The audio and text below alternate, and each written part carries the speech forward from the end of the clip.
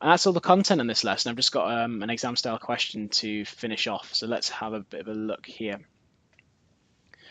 So this is using the large data set, which you've probably heard about already, and we'll talk more about. Large data sets, just a huge set of data given by the exam boards to give you some example data, be able to calculate things like standard deviation and mean and all sorts of other things in the statistics part of the course. So in this question, we're collecting temperature data, and I haven't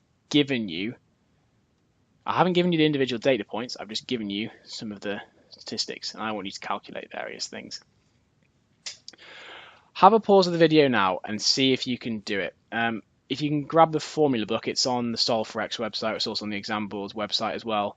You'll be able to look up the formulas for things like the summary statistics and standard deviation. But do have a go at this question. By the way, this is STT. This is nothing different from SXX. It's just because our data this time is called T, not X. Yeah, it's just got a different name, so we've got a different letter for it, but it's exactly the same calculation. So have a pause of the video now and have a go at those questions, even if you just write down some notes about how you'd go about doing it.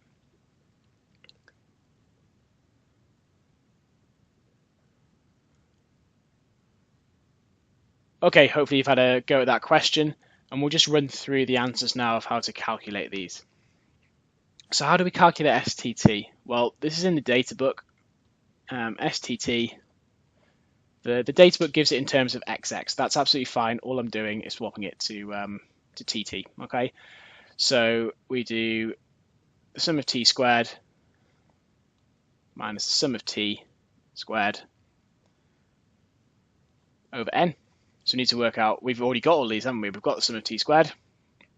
Sum of T is there, and we've got N. So STT is 13,726 minus 630 squared over N. I'm going to put all that into a calculator.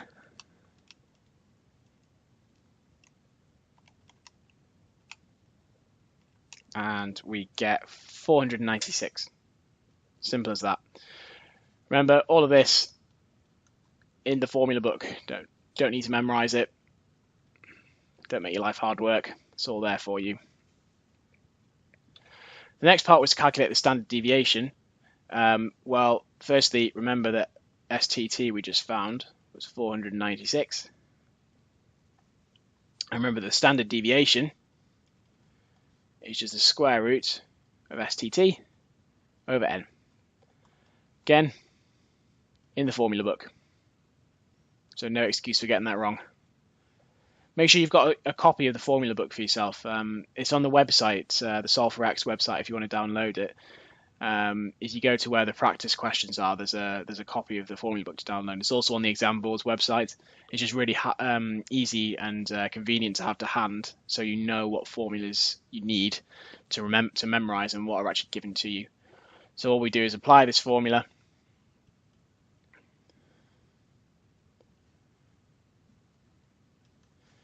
And put that in the calculator. We get 4.07 over the standard deviation of the data. Okay, so we're in. I haven't written any units here, but this was taken in degrees Celsius because it's temperature data. Okay.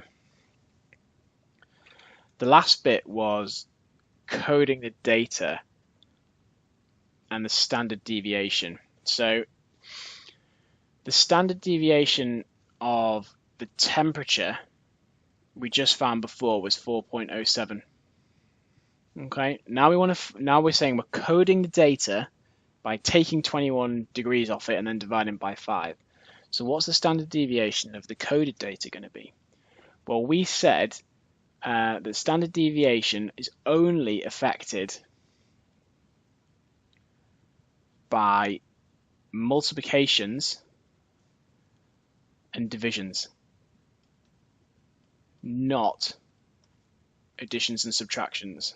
Okay, if we have a look at our coding, it's got a subtraction in. That's not going to do anything. Okay, so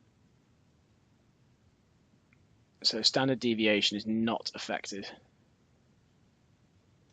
But it is affected by that division of 5. Okay, so standard deviation is affected by that division. So actually define the standard deviation of the coded data, which I've called C in this case. And remember these letters, you don't have to worry about, we can use any letter we like, okay? For instance, we use T here because it's temperature data and we normally call temperature T, okay? It's no different from using X. Don't be confused by the fact there's different letters. They just represent the data. It's not anything important what we actually call them. So to find the standard deviation of C, all I do is take the standard deviation of T and divide by 5. I've ignored that minus 21 because it doesn't affect it. If we were doing the mean, it'd be a different story. The minus 21 would affect it. But standard deviation, only multiplications and divisions. So all I do is take the 4.07, divide by 5, and we get 0.81. And that's the standard deviation. Again, that's in degrees Celsius. And it's as simple as that for the coding, okay? Just remember those rules. For mean, it's affected by everything. Standard deviation, only affected by multiplications and divisions. And that's everything.